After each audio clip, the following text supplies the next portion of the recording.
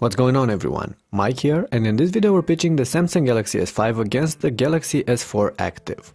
The two share a common trait, they are both IP67 certified, or in other words, dust and water resistant.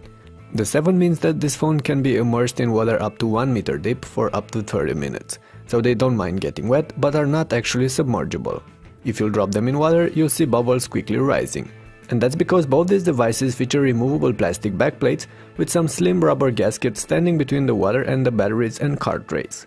That's why if you care about the weatherproofness, it's crucial to properly snap on the back covers as well as the caps covering the USB slots placed on the lower lips on both these devices. On the other hand, neither the S5 or the S4 Active feel incredibly sturdy with their plastic cases. They might be weatherproof, but they won't survive drops, so don't be harsh with them. That aside, the S4 Active is a bit bulkier than the S5 and has a more ruggedized look, with those plastic pieces on the back and the visible screws.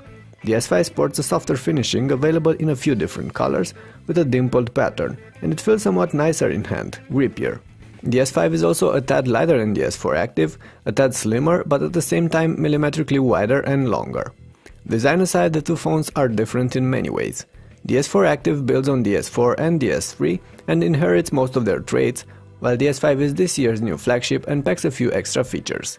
Among them, there are the redesigned Android controls under the screens. The S4 Active sports 3 physical buttons for back, home and settings, while the S5 sports a back, home and multitasking layout with a physical home button integrating a fingerprint scanner.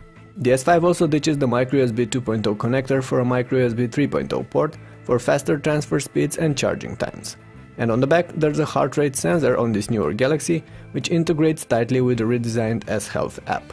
But while the S5 does pack all these extra features, there are a few important aspects available on both devices, like notification LEDs, the IR blasters or the microSD card slots. When it comes to the screens, the two Galaxies are again on different sides of the coin. There's the 5.1-inch AMOLED panel on the S5 and the 5.0-inch TFT panel on the S4 Active. Both share the same 1920 by 1080 pixel resolution, so on a first look they seem really close. But each panel has its own pros and cons. The AMOLED on the S5 paints oversaturated, skewed colors, but has the deep blacks, contrast and good viewing angles on its side, while the TFT on the S4 Active is bright and displays more natural looking colors, but suffers when it comes to viewing angles and contrast. The hardware is setting these two apart as well, with the S5 being motorized by a newer Snapdragon 801 platform, while the S4 Active inherits the Snapdragon 600 platform from the S4. The power difference is clearly visible in benchmarks, but not that much in practice. The S5 does run Android 4.4 KitKat with a redesigned version of TouchWiz and feels fast, smooth most of the time. The S4 Active was launched with Jelly Bean, but later received the KitKat upgrade as well, and while it doesn't share the same interface with the S5, it still feels snappy enough in everyday use. The S5's software has been polished though. It looks flatter and it is easier to use, more intuitive. The capacitive multitasking button implemented on the S5 instead of the settings key also brings the experience closer to what we get with stock Android. Even so, TouchWiz is still a heavy skin, and while it looks nicer on the newer Galaxy, it's still not for everyone. In fact, take it like this: if you liked older TouchWiz implementations, you'll like this one even more. But if you didn't, I doubt this one will make you feel any different. UI aside, it's worth noting that the S5 sports a few redesigned apps, like the new S Health and the new My Files, but at the same time bundles less applications and features than the S4 Active. Some of the gestures and the S apps were cut off, which means that out of the 16GB of storage space available on this version, about 10.5GB are actually available for your own content, which is not that bad. At the end of the day, both these phones will easily handle anything you might throw at them. Yes, the S5 is going to feel smoother sometimes and it's going to load certain applications faster, but if you're not a speed maniac, the S4 Active will do just fine.